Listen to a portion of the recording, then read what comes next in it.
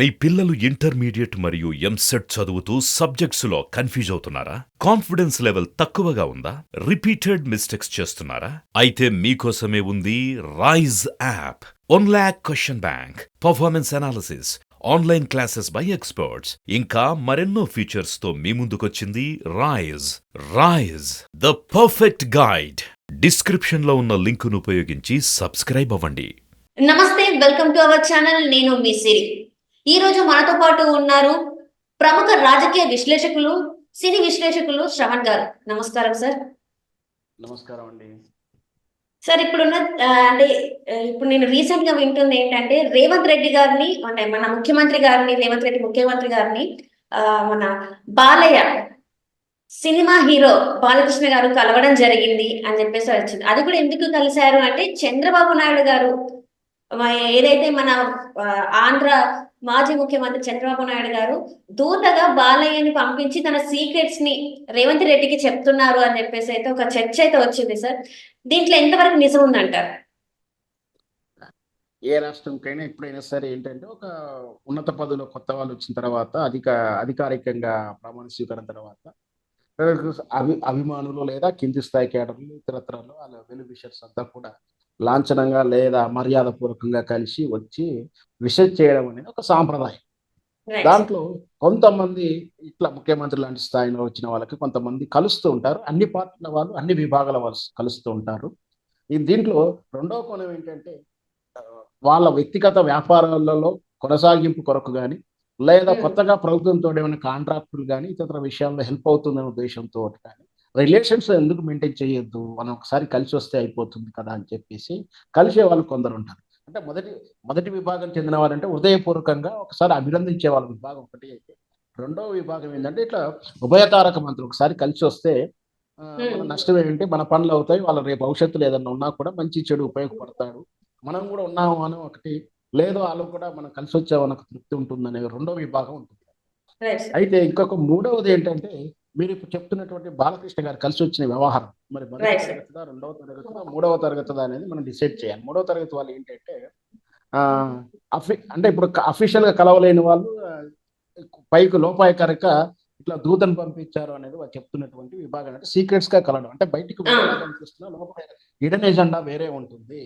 ఇది మూడో తరగతి వాళ్ళు. దీంట్లో మీరు చెప్తున్నప్పుడు బాలకృష్ణ కలవడానికి అయితే నేను వ్యక్తిగతంగా చూస్తుంది అంటే లాంఛనంగా మర్యాద పూర్వకంగా ముఖ్యమంత్రి అయిన తర్వాత రేవంత్ రెడ్డి గారిని కలిసి వస్తున్నాడని మొదటి విభాగం చూస్తాను. అంటే మర్యాద పూర్వకంగా, ఎందుకంటే తన మంచి సినిమా నటుడే కాదు, ఒక రాజకీయ నాయకుడు కూడా వెళ్ళాడు, రాజకీయ నాయకుడు.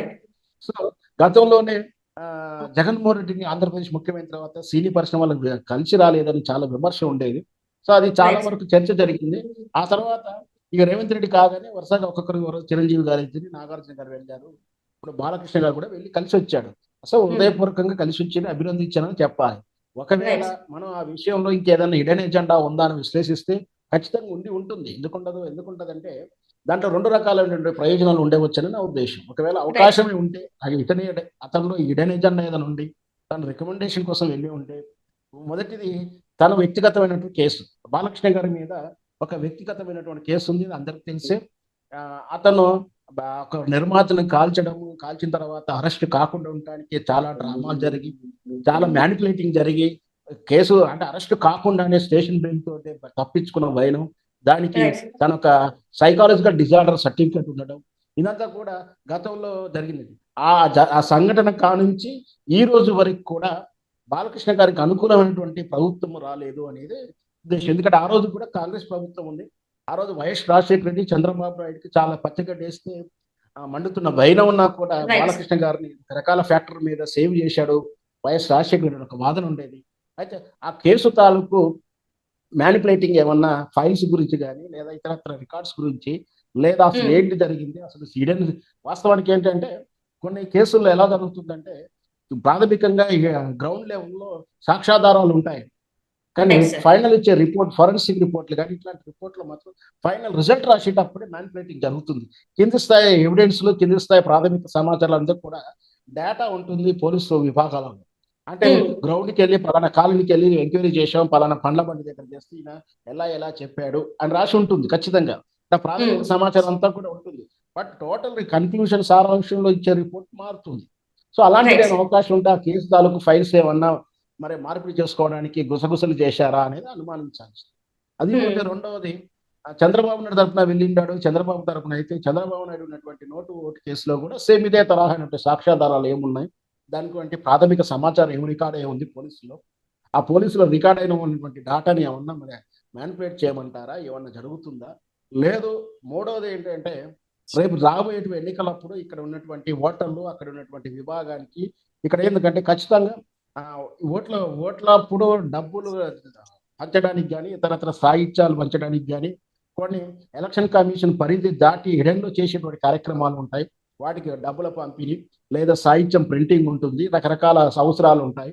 రైట్ మొత్తం మీద చంద్రబాబు నాయుడుకి ఇక్కడ ఆంధ్రప్రదేశ్ లో రాబోయే ఎన్నికలు గెలవడానికి తెలంగాణ ప్రభుత్వం ఉన్నటువంటి ప్రభుత్వం కూడా సహకరిస్తే తప్పించి కొన్ని చిక్కుల్లో నుంచి బయటపడలేడు. కాబట్టి అలాంటి సత్సంబంధాల గురించి ఏదైనా చర్చ జరిగిందని కూడా అంచనా వేయచ్చు. మొత్తం మీద చంద్రబాబు నాయుడు గారు ఏం చేసినా కూడా ఆ చాణక్య నీతిలో హిడెన్ ఎజెండా ఖచ్చితంగా ఉంటుంది. అతను వేసేటువంటి ఎత్తులు పై ఎత్తులు భయంకరంగాను బ్రహ్మాండంగా ఉంటాయి. బహుశా అలాంటి ఉద్దేశంతో చంద్రబాబు నాయుడు బాలకృష్ణ గారిని పంపించుంటే అధికారపూర్వకంగా అయితే మర్యాదపూర్వకంగా కలిసిగా చూడొచ్చు. లోపాయి కనుక లోపల ఎన్ని రకాలైన చర్చలు చేసి ఉండవచ్చు నా వ్యక్తిగత అభిప్రాయం అంతా కూడా. అంటే నార్మల్ గా అయితే ఇప్పుడు తను కూడా తెలుగుదేశం పార్టీ నుంచి వచ్చాడు కదా సార్. అంటే మన ముందు నుంచి చూస్తే ఓటుకు నోటు కేసులో దొరకక ముందు అంటే దొరికిన తర్వాత తను పార్టీ మారడం జరిగింది. సో అప్పటిది ఇంకా ఏదైతే ఆ బంధం ఇంకా కొనసాగుతూనే ఉందా అంటే కొంతమంది ఇప్పటికీ కూడా అంటూ ఉంటారు. ఇప్పటికీ కూడా చంద్రబాబు దత్తత పుత్రుడు రేవంత్ రెడ్డి అని చెప్పేసి కొంతమంది అయితే మాట్లాడుతూ ఉంటారు. సో దీని అన్నిటికీ ఆద్యం పోసినట్టు అవుతుందా సార్? ఖచ్చితంగా దాంట్లో అనుమానించాల్సిన అవసరం లేదండి. నిజంగా కూడా కేసీఆర్ ఆనాటి కేసుల్లో చంద్రబాబు నాయుడు రేవంత్ రెడ్డి అరెస్ట్ చేసిన విధానం ఇదంతా కూడా రికార్డెడ్స్ ఉన్నాయి. ఆ రోజు నుంచి అయినా సరే ఈ రోజు కూడా రేవంత్ రెడ్డి చంద్రబాబు నాయుడు మనిషి. నిన్నటి ఎన్నికల ఖర్చులో కూడా చంద్రబాబు నాయుడు ఆర్థిక సాయం చేశాడని కూడా ఒక వాదన ఉంది.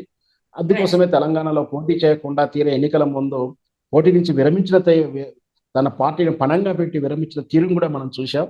సో మాకు ఖచ్చితంగా చంద్రబాబు నాయుడుకి రేవంత్ రెడ్డికి మంచి సత్సంబంధాలు ఉన్నాయి, కానీ ఏ విధమైన అభిప్రాయ భేదాలు లేవు. అందుకని ఎప్పుడు కూడా చంద్రబాబు నాయుడు గారిని రేవంత్ రెడ్డి ఏ పార్టీ తరఫున కానీ విమర్శించిన దాఖలాలు లేవు. అంటే ఇప్పటికీ కూడా తను అంటే ఇండైరెక్ట్ గా సపోర్ట్ చేస్తున్నారని అనుకోవచ్చా సార్?